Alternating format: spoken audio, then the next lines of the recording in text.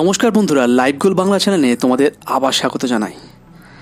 চাণক্য স্বয়ং বলেছেন, আমার নীতিশাস্ত্র জেনে শুনে যে ব্যক্তি সঠিকভাবে চলতে পারবে সে ব্যক্তি ভালো জীবন অতিবাহিত করার অধিকার পাবে।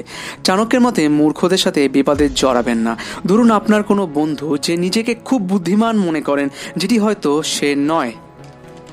আপনি কোনো প্রসঙ্গের উত্তরে বললেন, এটা তুই ভুল বলছিস, এটা ঠিক নয়। আপনি যদিও বা ঠিক, কিন্তু সে আপনার মূর্খ বন্ধু তা মানতে রাজি নয়।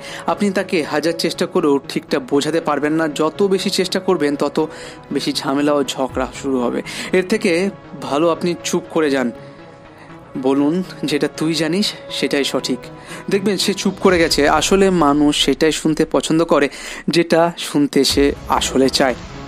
নিজের গোপন কথা বন্ধুদের সাথে শেয়ার করবেন না। আচ্ছা আপনি বলুন তো, আজ যে আপনার ভালো বন্ধু, কাল কি সে আপনার ভালো বন্ধু থাকবে?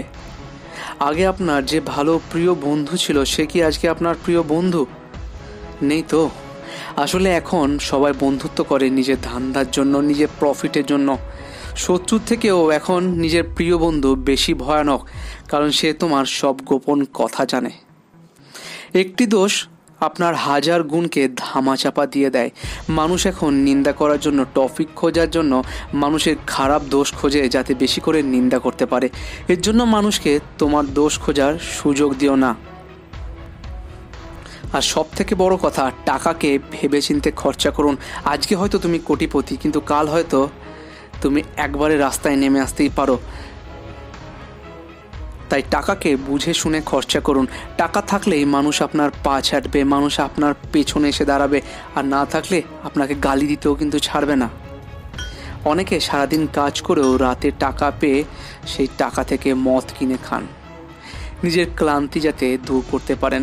মানুষ এইভাবে নিজের একদিনের একটু ক্লান্তি দূর করার জন্য দিন দিন করে নিজের শরীরের শেষ অবস্থা করতে শুরু করে।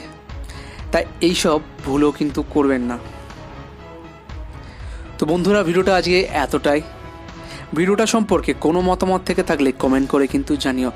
আজকের মতো এখানেই শেষ, দেখা হচ্ছে পরের ভিডিওতে।